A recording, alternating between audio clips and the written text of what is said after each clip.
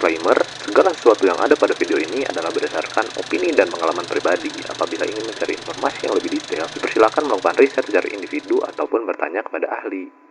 Oke, halo semuanya, balik lagi sama gua Ing di konten monolog. Kali ini kita bakalan sedikit membahas hal yang rada kontroversial gitu, apalagi buat teman-teman yang wibu. Karena apa? Kita saat ini akan membahas tentang parasocial relationship yang biasanya di-develop sama teman-teman yang wibu, apalagi dengan rasa cinta dan sukanya terhadap karakter-karakter fiksi dan ngedevelop perasaan yang sebenarnya sudah tidak sehat, apalagi sampai obses. Bangun, ayo bangun. Ya, kenapa gue mau ngebahas ini? Karena ya ada sedikit personal story juga yang relate sama hal ini. Selain itu juga kan gue wibu lah gitu ya, jadi ya ada lah tiketnya buat membahas hal-hal seperti ini gitu. Jadi sama aja merosting diri sendiri sebenarnya. Tapi sebelumnya kita bahas dulu apa itu parasocial relationship. Parasocial relationship adalah hubungan satu arah yang terjadi antara seseorang dengan tokoh publik atau idola yang tidak dikenal secara pribadi. Hubungan ini bersifat imajiner tetapi bisa terasa nyata bagi orang yang mengalaminya. Istilah ini pertama kali digunakan oleh psikolog Donald Horton dan Richard Wool pada tahun 1956. Mereka mengamati bahwa penonton televisi mulai mengembangkan ilusi keintiman dengan tokoh yang ada di layar. Contoh tokoh publik atau idola yang bisa menjadi objek hubungan parasosial antara lain adalah bintang film, penyanyi, influencer di media sosial, karakter animasi atau games, juga tokoh publik dan sebagainya. Gitu guys. Sebagai catatan, di sini gue nggak ada masalah dengan parasosial yang kalian lakukan, asalkan itu tidak merugikan kalian secara waktu, emosional, finansial, dan sebagainya lah. Pokoknya kalau misalkan kalian yang happy, that's not a problem gitu. Gue support aja gitu. Karena di sini kita pun nggak bisa membantah bahwa banyak juga orang yang tertolong gara-gara kelakuan parasocial relationship ini. Banyak lah teman-teman yang cerita ke gua juga gara-gara nonton VTuber mereka jadi bisa bangkit dan bangun lagi gitu dari depresinya mereka gitu. Dan masih banyak lagi lah gitu contoh-contohnya itu. Dan fenomena parasosial yang bakal gue bahas di sini adalah fenomena yang terjadi di industri VTuber ya. Kenapa? Karena ya di industri ini emang industri yang gue senangi dan punya banyak teman-teman juga lah di sini gitu. Jadi kan lebih sering bersentuhan lah, lumayan ada cerita juga sih. Dan beberapa referensi orang-orang yang memang parasosial secara berlebihan gitu. Ya, jadi kita bahas di industri VTuber aja gitu. Tapi ya kalau misalkan kalian lihat lebih jauh parasocial relationship ini ya balik lagi kayak penjelasan di awal tadi, gak cuma terjadi di VTubing gitu. Sama streamer juga ada, sama idol K-pop juga ada, sama artis ada dan lain sebagainya lah gitu. Nah, yang unik dan berbeda dari parasosial yang terjadi di industri VTuber ini adalah soalnya gini loh teman-teman ya,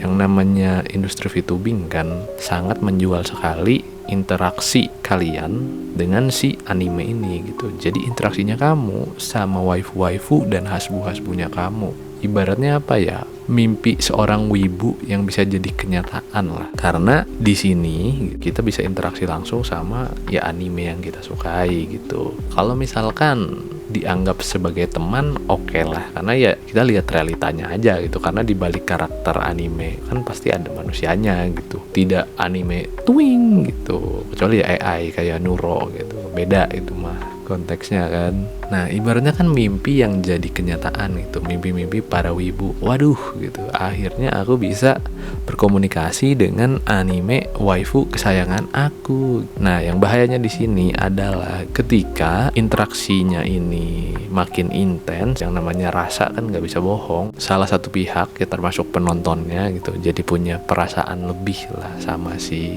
kreatornya ini, si VTubernya inilah, yang menurut gua bisa berbahaya. Karena ya kalau misalkan terlalu berlebihan ya nggak sehat juga gitu. Yang ditakutkan ke depannya ini kalian muncullah perilaku ngesim atau simping ya. Apa itu perilaku simping?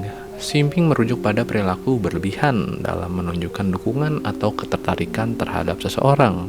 Seringkali seorang konten kreator atau selebriti dengan harapan mendapatkan perhatian atau afeksi dari mereka.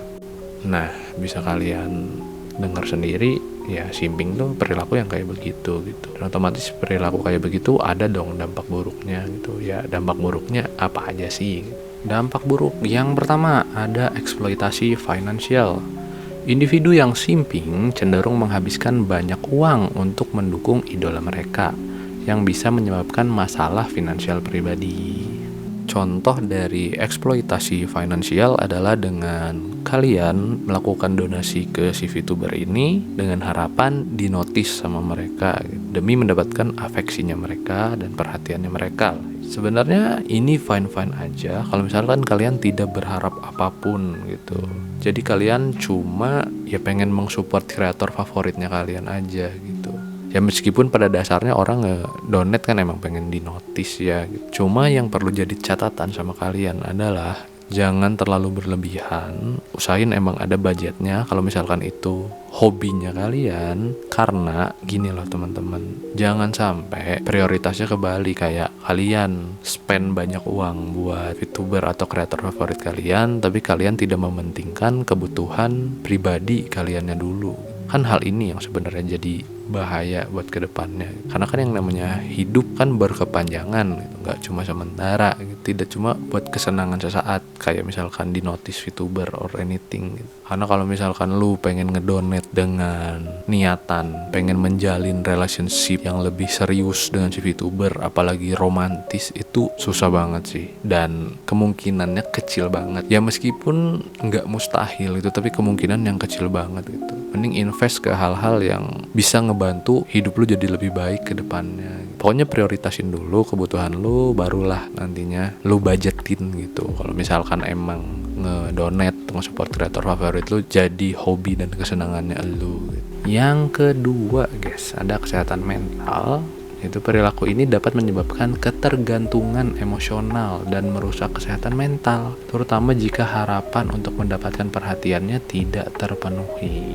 Semakin intensnya interaksi kita sama si VTuber ini tentunya bakal berdampak sama emosinya kita, karena semakin banyak kita interaksi sama mereka, semakin kita merasa membutuhkan mereka dan kecanduan sama merekanya.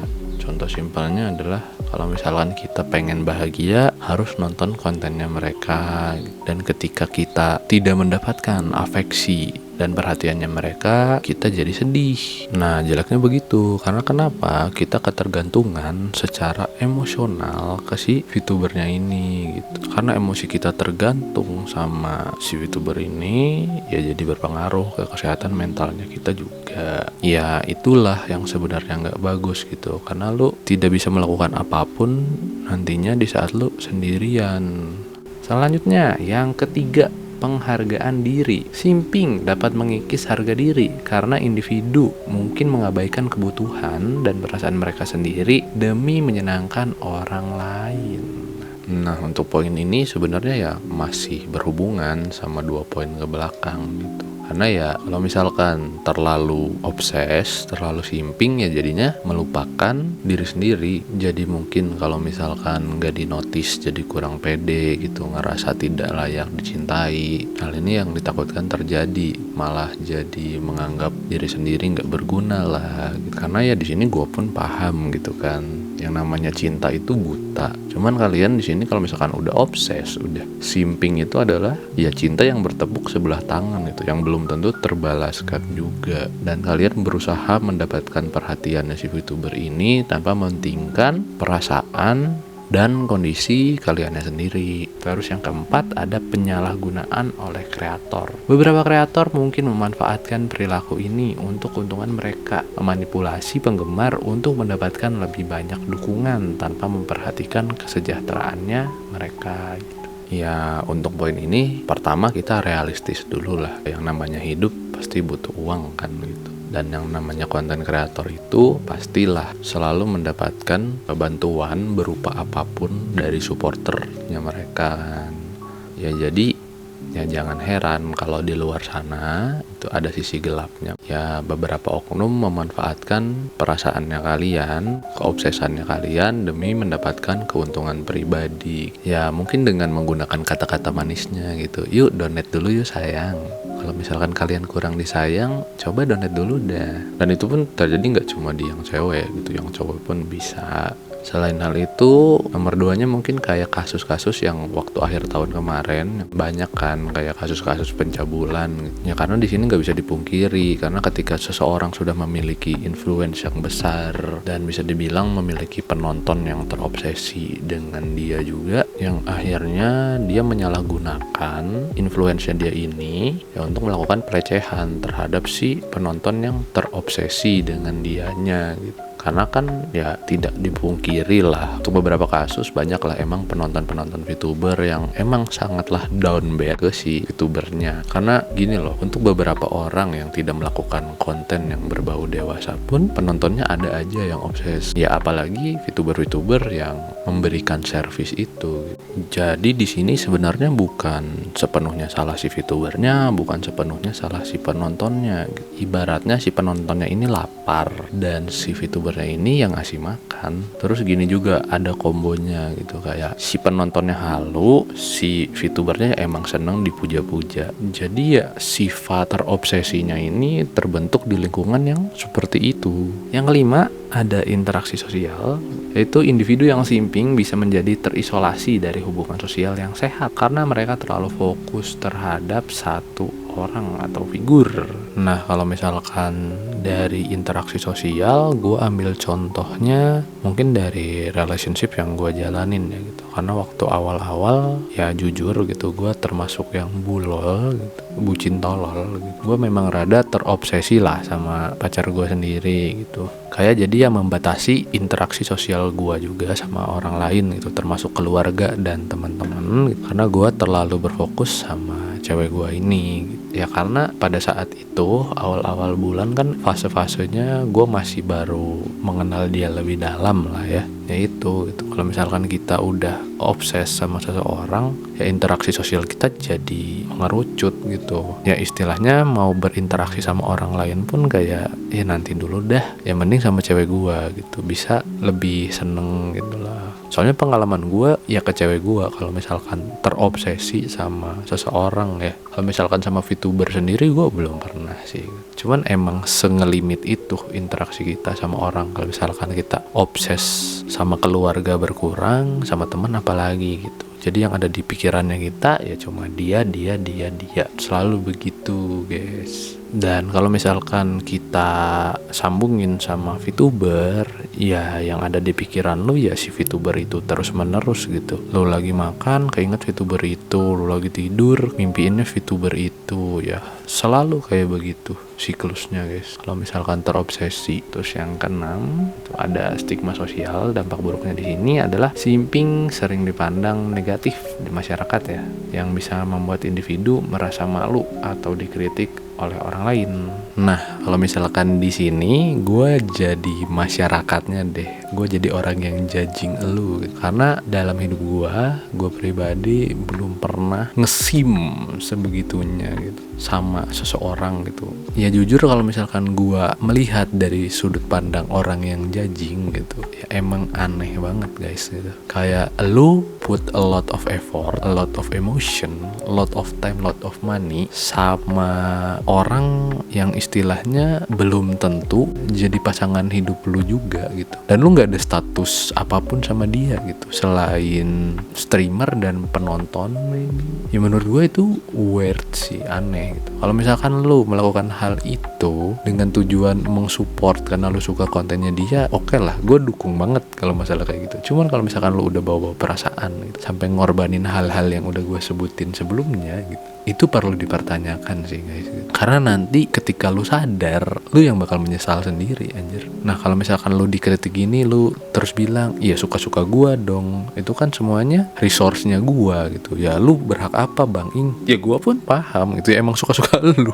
Gua gak bisa menahan lu karena itu ya haknya lu, resource-nya lu juga. Ya di sini gue cuma mengingatkan lah gitu sebagai teman mungkin gitu. Ya jangan terlalu over lah. gitu. Kalau misalkan lu suka sama sesuatu, obses sama sesuatu juga gitu. Mungkin kalau obses sama hobi atau kegiatan yang bisa membuat lu jadi orang yang lebih better, it's fine. Cuman kalau obses sama seseorang sampai lu ngelupain diri sendiri, mending lu cepet-cepet sadar ya guys gitu. Karena dampak kedepannya yang bakal ngerugiin lu sendiri kalau menurut gua. Apalagi misalkan lu komit di perasaan nih, lu ketika sadar sakit hatinya bakal sakit banget gitu. Intinya paling gitu aja sih ya guys untuk pembahasan monolog kali ini tentang parasosial dan dampak-dampak buruknya gitu. Karena kalau misalkan diterusin kayaknya konten ini bakal kepanjangan sih. Saya capek ngeditnya, real.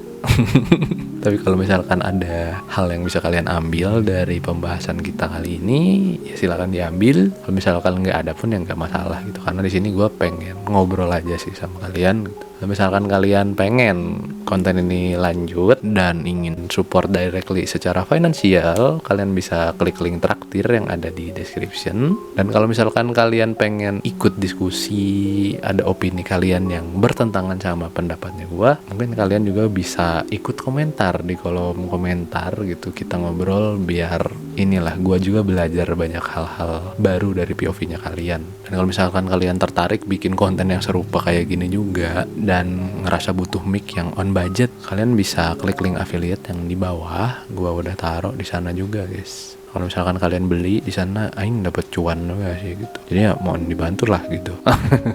Pokoknya segitu aja dari gua Ing pamit. Ciao, bye bye.